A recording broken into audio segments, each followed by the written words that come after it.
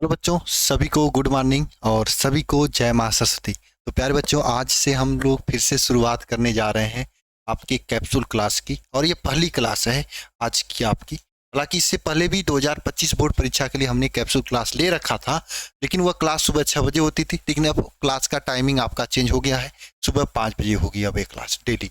ठीक है। अब आपको क्या करना है, देखो ये क्लास बहुत ज़्यादा लंबी नहीं होगी, 15 से 20 मिनट की होगी। और ये क्लास डेली होगा, ऑल डे, कोई भी दिन हो जाए, कैसा भी समय हो, आपको सुबह 5 बजे क्लास देखने को मिलेगी। और इस क्लास में हम डिस्कस करेंगे फिजिक्स और केमिस्ट्री के प्रश्न, जो कि सब्जेक्टिव प्रश्न होते हैं, जैसे लघु उत्तरीय और दीर्घ उत्तरीय टाइप के प्रश्न। अगर आप इस क्लास को बढ़िया तरीके से एग्जाम तक, टिल एग्जाम तक तैयार कर लेते हो, तो एग्जाम के पेपर में आने वाला एक भी प्रश्न इसके बाहर नहीं हो। यह बात आप लोग समझ लो, सुन लो, ठीक है ना। और मेरा लक्ष्य क्या है, कम से कम आपको 1000 क्वेश्चन तैयार कराना। कैसे, देखो, आप समझ लो, डेली अगर 7 प्रश्न भी हम लोग कर रहे हैं तो 30 दिन में कितना प्रश्न हो जाएगा, 350 प्रश्न, है ना। और 3 महीने में कितना हो जाएगा, 3 महीने में कितना हो जाएगा, बताओ बताओ, 1050 प्रश्न हो जाएंगे, है ना। 1050 प्रश्न हो जाएंगे कि नहीं हो जाएंगे, बताओ, है ना। अब 1000 प्रश्न जब एक सब्जेक्ट से आप तैयार कर लेते हो, तो एक प्रश्न बताओ एग्जाम में कहाँ से बाहर आएगा, पेपर में कितने प्रश्न आते हैं, एक भी प्रश्न बाहर नहीं जाएगा। लेकिन हाँ, आपको 20 से 25 मिनट डेली देना होगा। और ये 20 से 25 मिनट इस तरीके से देना होगा कि आपको समझ लो, दिमाग में पूरा याद कर लेना है क्वेश्चंस, है ना। न तो इसका नोट्स बनाना है, न तो कॉपी पे लिखना है, कहीं कुछ नहीं। जो पढ़ना है यहीं पे पढ़ना है, इसी क्लास में पढ़कर याद करके चले जाना है। आप पढ़ाई कहीं से भी करते हो, चाहे हमारे शिखर बैच से कर रहे हो, है ना, या फिर कहीं और किसी कॉलेज से या इंस्टीट्यूट से या कोचिंग से कर रहे हो, कोई टेंशन की बात नहीं। ये क्लास लो, आप सभी लो, फ्री क्लास है ना। आपको खुद ही 1 महीने बाद जब 350 प्रश्न तैयार हो जाएंगे ना, जब आप देखोगे कोई प्रश्न आपके, चाहे छमाही एग्जाम से आए, चाहे किसी की कोई एग्जाम में आए ना, तो आपको लगेगा कि सब याद ही हो रहा है, सब आ ही रहा है, टेंशन की बात ही नहीं, है ना। चलो शुरू करते हैं आज की क्लास। और हाँ, क्लास शुरू करने से पहले मैं आप सभी लोगों का अटेंडेंस चाहता हूँ, और ये अटेंडेंस डेली के क्लास में होना चाहिए। लिखो सभी लोग, #alpha institute, #alpha institute, alpha INSTITUT, है ना। #अल्फा इंस्टीट्यूट, नीचे अपना नाम, ठीक है, ये टैग करो हमको, यानी अल्फा इंस्टीट्यूट से टैग हो जाएगा और अपना नाम, और टैग के साथ में वायरल भी हो जाएगा। सभी को करना है। 1 मिनट रुक के अपना अटेंडेंस नीचे कमेंट बॉक्स में कमेंट कर दो, लाइव लाइव चैट में नहीं, कमेंट बॉक्स में। मुझे नाम देखना है कौन बच्चा डेली कर रहा है, ठीक है ना। चलो अब चलते हैं, क्लास की शुरुआत करते हैं। पहला प्रश्न आप सभी लोगों से है सामने। देखो, ये जो प्रश्न है ना, जो आपके आने वाली किताब है वरदान वाली ना, उन सभी की प्रश्न हम आपको करा रहे हैं, है ना। इतना समझ लो, एक एक प्रश्न आपको याद कराने वाले हैं। किताब जब हाथ में आएगी ना, सब याद रहेगा आपको, ठीक है। चलो देखो, यहाँ पे प्रश्न क्या है, दो बिंदु आवेशों के मध्य लगने वाले आकर्षण आकर्षण और प्रतिकर्षण का बल हेतु कुलाम के नियम का सदिश स्वरूप में लिखिए। गुलाम के नियम के जो है उसको सदिश स्वरूप में लिखना है। ये प्रश्न है आप लोगों के लिए। चलो आओ सदिश स्वरूप में लिखते हैं प्रश्न को, है ना। देखो, आकर्षण प्रतिकर्षण के लिए गुलाम का नियम क्या होता है, बताना। गुलाम का क्या होता है ना। गुलाम का नियम होता है, बोलो। देखो, दो आवेश है, अगर Q1, दूसरा आवेश क्या है Q2, इनके मध्य की दूरी R है। एकदम शुरुआत से शुरू कर रहे हैं, है ना, पहले चैप्टर से एक एक क्वेश्चन याद कराने वाले हैं। तो गुलाम का नियम क्या होता है, ऐसे लिखना है, F is equal to 1/4πε0 Q1 Q2/R², ये होता है। ये गुलाम का नियम होता है। ये तो गुलाम का नियम होता है, ये गुलाम का नियम होता है। अब गुलाम के नियम का सदिश स्वरूप लिखना है तो क्या लिखोगे, बताओ। गुलाम के नियम का सदिश स्वरूप, है ना, गुलाम के नियम का सदिश स्वरूप, तो ध्यान देना, गुलाम के नियम का सदिश सदिश स्वरूप, यानी सदिश रूप लिखना है तो कैसे लिखोगे। देखो, कूलाम का नियम क्या है? देखो एफ वेक्टर लगा दोगे सदिश स्वरूप लिखते समय, F vector is equal to 1/4 pi epsilon naught Q1 Q2 upon R square. यहाँ पे वेक्टर के साथ में यहाँ पे आर कैप लिख दिया जाता है। ये आर कैप है ना, ये दिशा को बताता है। ये किसको बताता है? सदिश रूप मतलब दिशा के साथ लिखना, तो ये दिशा को बताता है ना, दिशा को बताता है। इसको कहा जाता है एकांक वेक्टर। क्या कहा जाता है? एकांक वेक्टर, है ना, एकांक वेक्टर, एकांक सदिश बोला जाता है, एकांक सदिश बोला जाता है। और यह आर कैप का फार्मूला होता है, R cap is equal to क्या? वेक्टर आर अपान आर होता है ना, ये फार्मूला होता है। तो इसको यहाँ पे रख दो, तो एफ इज इक्वल टू क्या हो जाएगा? F vector is equal to क्या हो जाएगा? 1/4 pi epsilon naught Q1 Q2 upon R, यहाँ पे R square into vector R बटे आर हो जाए, है ना। प्यारे बच्चे देखो, आर आर का गुणा हो जाएगा, तो एफ वेक्टर का मान क्या हो जाएगा? 1/4 pi epsilon naught Q1 Q2 upon R cube vector R हो जाएगा। ये आपका फार्मूला हो जाए। बात समझ में आया? ये आपके कूलाम के नियम का सदिश स्वरूप हो जाएगा। क्लियर है ना? कोई दिक्कत तो नहीं है ना? बताओ एक बार कमेंट बॉक्स में कमेंट करके, कोई दिक्कत हो तो बताना। नहीं है ना? एकदम अच्छे तरीके से समझ में आया ना कूलाम के नियम का सदिश स्वरूप। अगला चलते हैं, एक एक क्वेश्चन याद करते चलना, याद करते चलना, बार बार पढ़ने की जरूरत ना हो। चलो अच्छा, हाँ, शुरू करने से पहले मैं आप सभी लोगों से ये भी बता देना चाहता हूँ, ये शिखर 2.0 बैच चैप्टर 1 से इसमें क्लासेज स्टार्ट हो चुकी हैं। अगर अभी इंतजार में हो तो इंतजार जल्द से खत्म करो, ज्वाइन करो सभी लोग। इतना तो समझ लो, आपको ज्वाइन करना ही पड़ेगा अल्फा, इतना समझ लो। क्यों? क्योंकि और कोई नहीं है इसके टक्कर में। क्यों पड़े हो चक्कर में? जहाँ पे आप सोच रहे हो कि यहाँ पे कर लूंगा ना, वहाँ पे आधे आधे घंटे पढ़ाया जा रहा है, एक एक घंटे पढ़ाया, और हफ्ता में 5 दिन। यहाँ पे तो आपको दम लगा के 2-2 घंटे 3-3 घंटे की क्लासेस दी जा रही हैं, क्योंकि मुझे पता है अक्टूबर तक अगर सिलेबस कंप्लीट हो गया तो आप एकदम बेहतरीन कंडीशन में होगे और जबरदस्त तैयारी होगी आपकी। अक्टूबर से लेट हुआ तो परेशान हो जाओ, फिर उसके बाद सपना छोड़ देना आपका 90+ का। 80+ आ जाएगा लेकिन 90+ नहीं आएगा। क्यों? क्योंकि 80+, 85+ भी नहीं आ पाएगा। क्यों? क्योंकि भाई साहब, जब आप अक्टूबर के आगे जाओगे, सिलेबस कंप्लीट होगा नवंबर दिसंबर में, फिर जब फरवरी में पेपर होगा, बताओ कहाँ जाओगे फिर?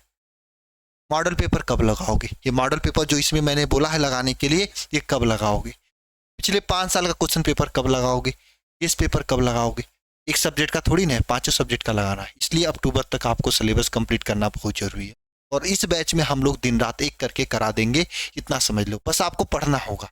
ये नहीं कि सर हम सेल्फ स्टडी कब करेंगे, इतना 8 घंटे पढ़ा रहे हो, ये क्वेश्चन आपके दिमाग में नहीं आना चाहिए। क्यों नहीं आना चाहिए? क्यों? क्योंकि पहले पढ़ोगे तब तो सेल्फ स्टडी में उसको रिवीजन करोगे। पहले पढ़ो, 10 मिनट दो, पढ़ने के बाद क्लास के बाद 10 मिनट दो, क्योंकि हम लोग खुद ही एनिमेशन के साथ क्लास करा रहे हैं। ध्यान से देखोगे क्लास, 10 मिनट दोगे तो याद हो जाएगा पूरा, है ना। ठीक है। और ये पूरी किताबें भी इस बैच में आपको इसके साथ में अक्टूबर के महीने तक आपको दे दिया जाएगा। ये मत पूछना बार बार किताब कब तक आएगी। तो सितंबर से हम भेजने शुरू करेंगे। कुछ बच्चों के पास सितंबर में ही चला जाएगा, कुछ बच्चों के पास अक्टूबर में चला जाएगा। ये डिपेंड करेगा कि कौन बच्चा पहले ज्वाइन किया, कौन बच्चा बाद में ज्वाइन किया। जो जैसे ज्वाइन किया उसके पास वैसे किताब जाएगा। तो लेट ज्वाइन करेगा, जो बच्चा अगस्त में ज्वाइन करेगा उसको अक्टूबर लास्ट में जाएगा, हो सकता है नवंबर में जाए उसके पास, है ना। एक ही दिन तो सबको भेज नहीं पाएंगे हम, है ना। तो जैसे बच्चे ज्वाइन करेंगे उस तरीके से आप लोगों के पास जाने वाला है। ठीक है, चलो अगला क्वेश्चन आप लोगों के सामने है, इसको करते हैं। चलो क्वेश्चन क्या है ना। दो बिंदु आवेश के बीच स्थिर विद्युत बल F है ना। दो बिंदु आवेश के बीच क्या है? बल F है। आप 2 आवेश ले लो यहाँ पे, अच्छे अच्छे 2 आवेश बढ़िया बढ़िया ले लो। चलो ये 2 आवेश ले लिया मैंने, एक आवेश ये ले लिया, दूसरा आवेश ये ले लिया। ठीक है ना। मान लो ये Q1 आवेश है, ये Q1 आवेश है ना, ये Q2 आवेश है। ठीक है, ये आवेश है। इसके बीच कौन सा बल लग रहा है? इसके बीच F बल लग रहा है। ठीक है, अब इसको उठा के हम लोग 80 के बराबर 80 परावर्तनांक वाले माध्यम में रख दिया। पहले इसके बीच F बल लग रहा था, जब 80 परावर्तनांक वाले माध्यम में रखेंगे तो इसके बीच कितना बल लगेगा? बताओ कितना बल लगेगा? बताओ। के बराबर 80 वाले में रखोगे तो कितना बल लगेगा? बताओ। फार्मूला मैंने बताया था परावर्तनांक के का, बोलना फार्मूला क्या बताया था मैंने आपको, एक बार कमेंट बॉक्स में कमेंट करके बताओ फार्मूला क्या बताया था। Formula F M is equal to क्या बताया था, एफ बटे के बताया था, है ना, यही बताया था मैंने। एफ एम यानी माध्यम में किसी भी माध्यम रख दो, जल में रखोगे तो जल का रखोगे, यहाँ पे ये जल में रखा गया इसका परावैद्युतांक के 80 होता है ना। जल में रखे तो ये रखोगे, यहाँ पे के का बल 80 रखोगे, धातु पे रखोगे तो कुछ और रखोगे, जिस माध्यम रखोगे उसका वैल्यू रखना पड़ेगा, है ना। अब यहाँ पे देखोगे तो F M is equal to क्या हो जाएगा, पहले बल एफ था, अब कितना हो गया 80 हो गया, तो कितना एफ बटे 80 हो जाए। ये आपके सामने आंसर आएगा, इस तरीके से लगाना है ना। फार्मूला याद रखना ये सभी लोग, है ना।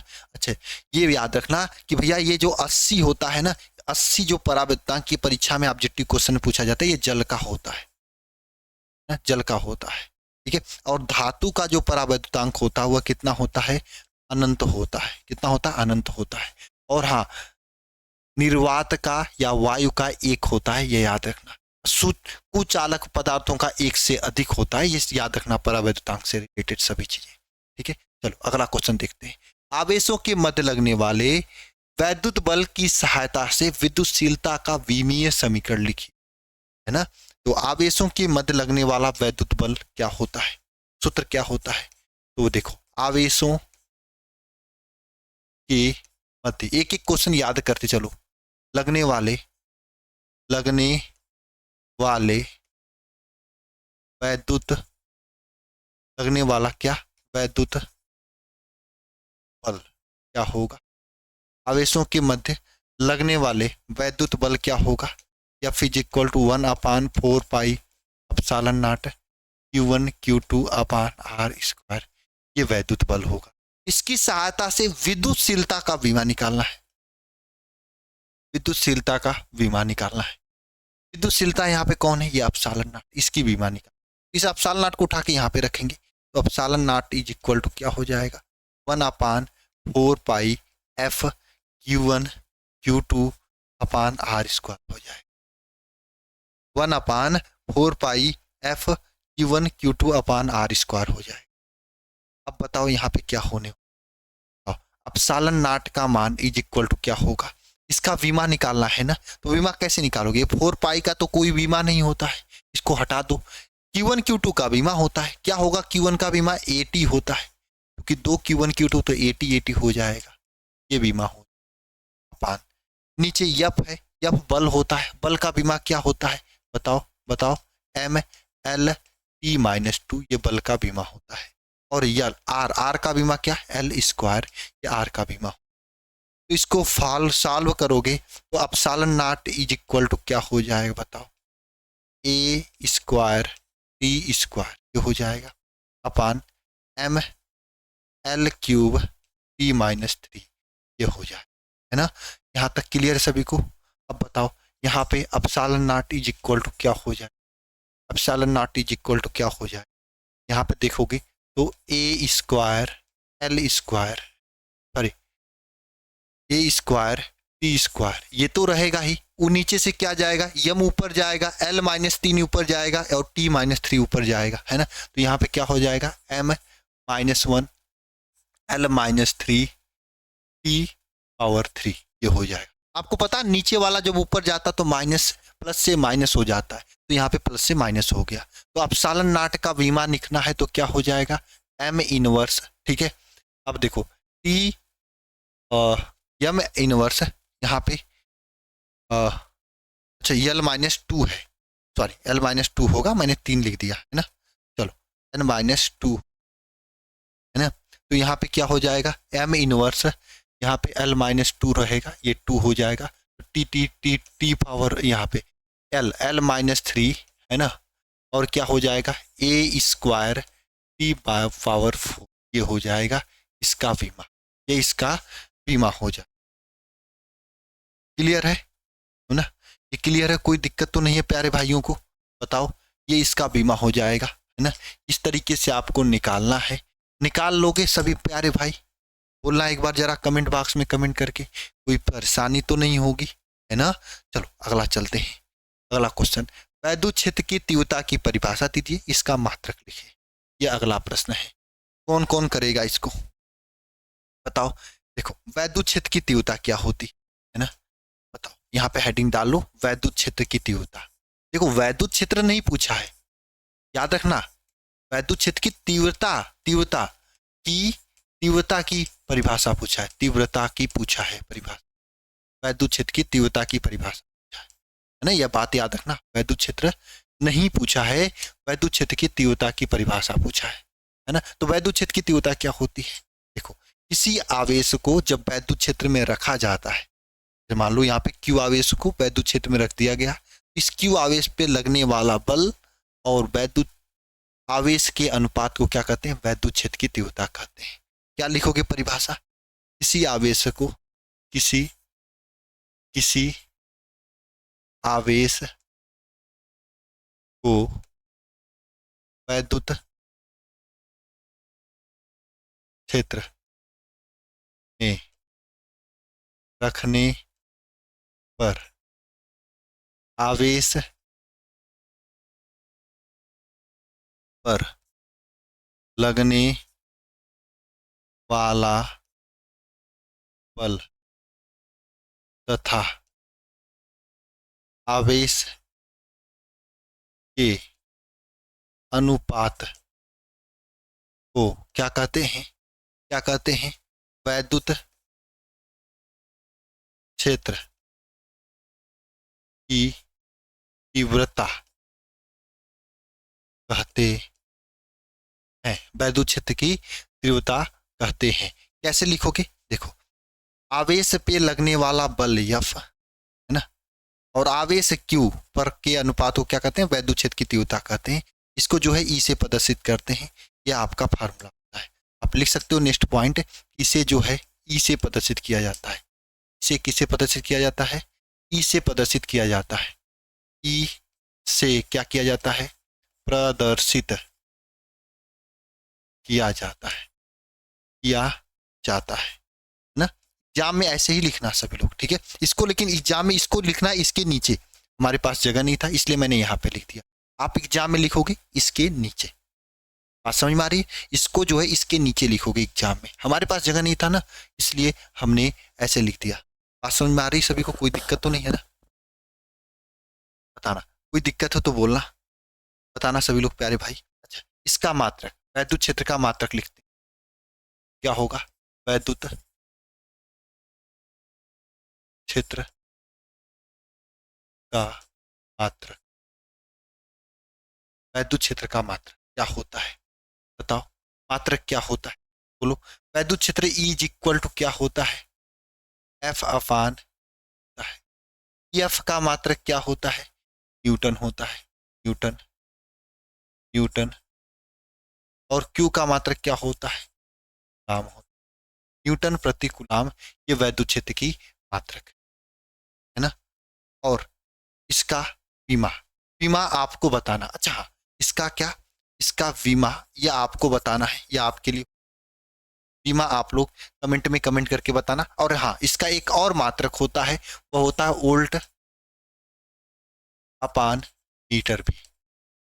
एक और मात्रक होता है वोल्ट अपान मीटर का मात्रक है न्यूटन प्रति कूलाम। ये दो मात्रक होते हैं, दोनों याद रखना, ये दो मात्रक होते हैं। विमा आपको बताना है, कमेंट में कमेंट।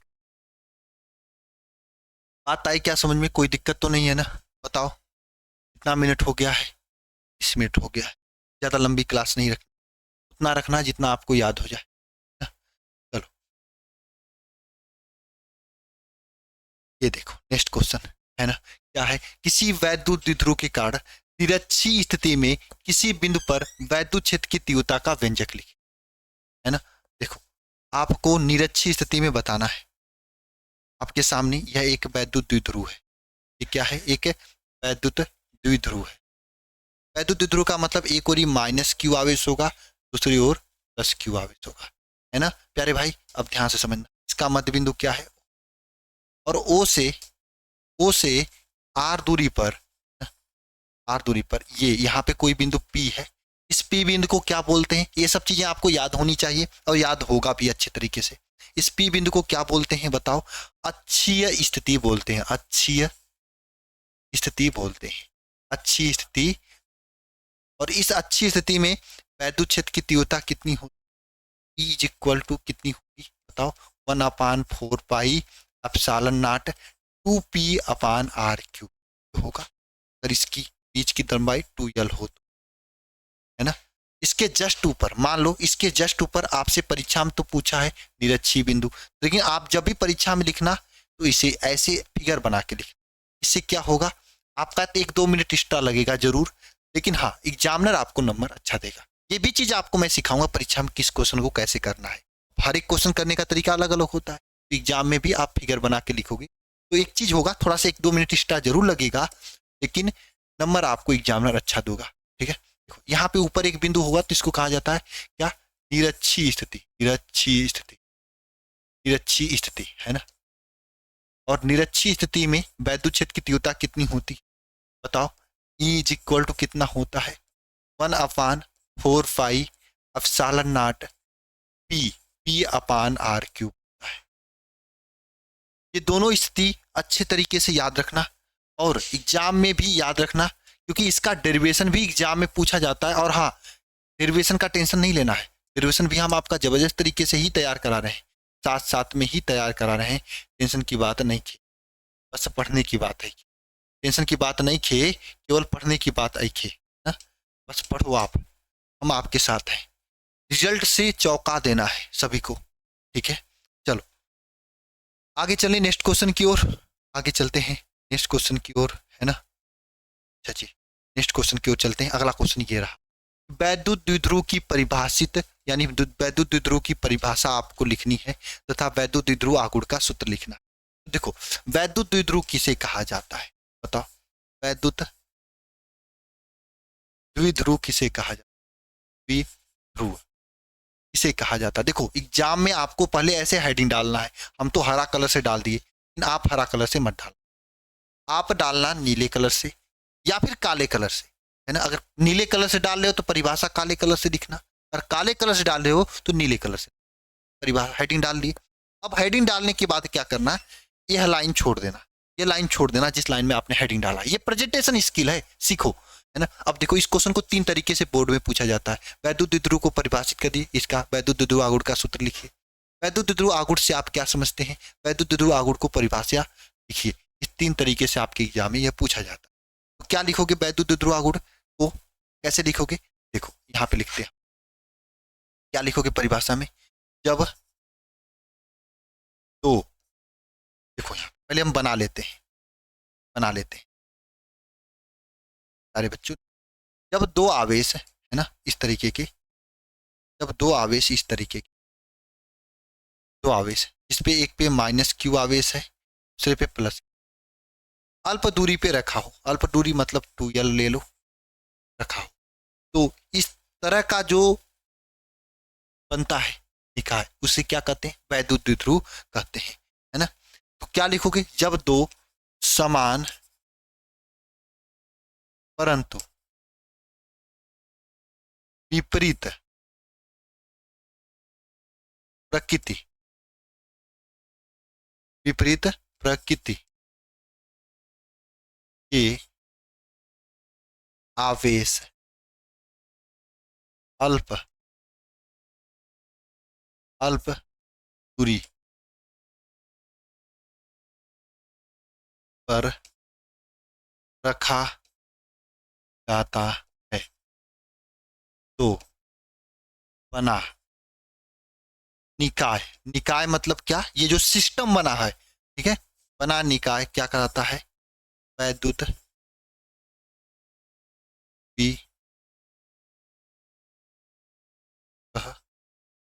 कहलाता, वैद्युत द्विध्रुव कहलाता है। हो गया परिभाषा।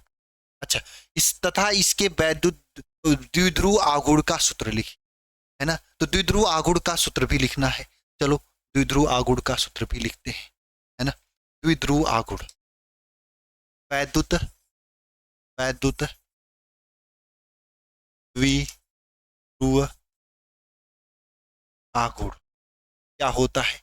आपको बताया था मैंने, देखो वैद्युत द्विध्रुव आघूर्ण की बात करोगे तो ध्यान से समझना, इसे तो पहले पी से निरूपित किया जाता है, पी से प्रदर्शित किया जाता है। पी इज इक्वल टू क्या होता है, जो वैद्युत द्विध्रुव में आपके आवेश थे, है ना, जो भी वैद्युत द्विध्रुव में आपके यहाँ पे आवेश थे, ये आवेश और ये वाला, इन दोनों आवेशों में से किसी एक आवेश का परिणाम q और इनके मध्य की दूरी 2 के मध्य की दूरी क्या, इसके गुणनफल को क्या कहते हैं, वैद्युत द्विध्रुव आघूर्ण कहते हैं।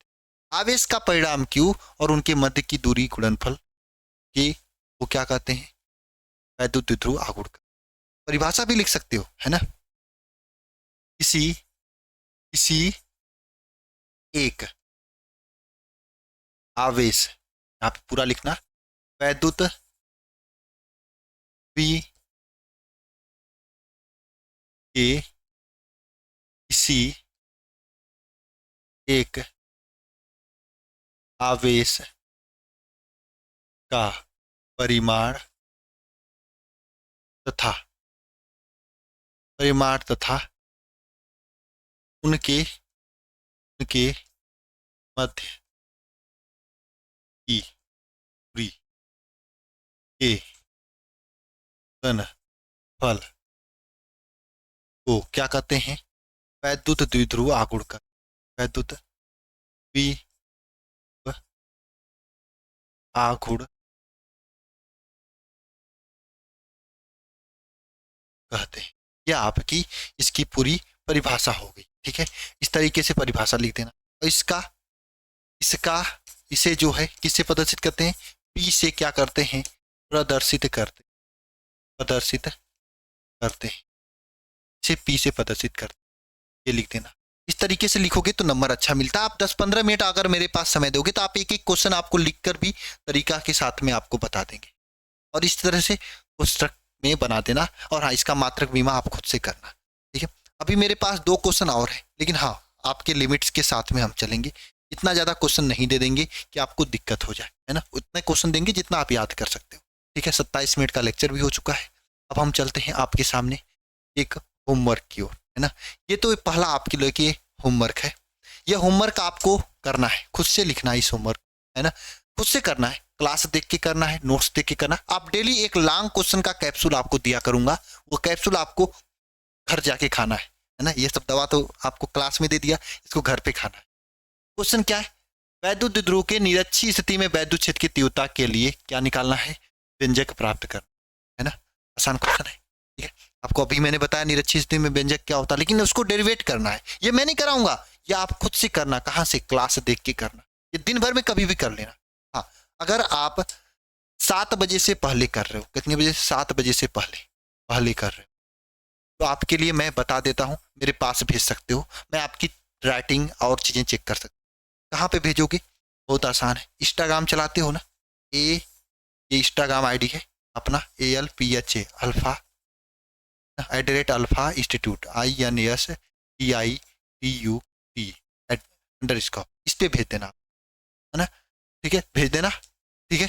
और मैं चेक कर लूंगा, ठीक है। ये आपके लिए ऑप्शन है। सर मैं इंस्टाग्राम नहीं चलाती हूँ, क्या टेंशन है, मत चलाओ, कोई दिक्कत नहीं, मत भेजो, है ना। या फिर भेजना ही चाहते तो एक नंबर और दे दे रहा हूँ मैं, ये नंबर है 930-577-1375। इस नंबर पर व्हाट्सएप मत करना, व्हाट्सएप मेरे पास नहीं होता है। टेलीग्राम करना है तो कर देना, टेलीग्राम करना है तो कर देना इस नंबर। बात समझ में आ गई सभी को, ये तो हो गया, है ना। अब ये क्वेश्चन आपके लिए ऑब्जेक्टिव होम, इस क्वेश्चन का जवाब आपको तो कमेंट में करना है, सभी को करना है कमेंट में। क्वेश्चन पढ़ लो, मैं सभी का नाम देखूंगा कौन कौन कर रहा है। और पिछली स्कॉलरशिप टेस्ट की तरह इस स्कॉलरशिप टेस्ट का भी हम आप विनर अनाउंसमेंट करूंगा, ठीक है, टेंशन नहीं। रेगुलर करो, रेगुलर क्लास में उपस्थिति दो, आपको पता चल जाएगा कितना जबरदस्त तैयारी हो रही है ना। हालांकि ये क्लास थोड़ी लंबी हो चुकी है, कल से मैं क्वेश्चन थोड़ा कम रखूंगा, कुछ क्वेश्चन को टाइप करा के लेकर आऊंगा, इससे आपको थोड़ा क्लास छोटी रखूंगा, 20 से 25 मिनट मैक्सिमम, ठीक है। मिलते हैं नेक्स्ट क्लास में। सभी को जय मां सरस्वती। आप दिन भर मेहनत करना और शाम को भी क्लासेज में आना, खूब मेहनत करना। सभी को जय मां सरस्वती।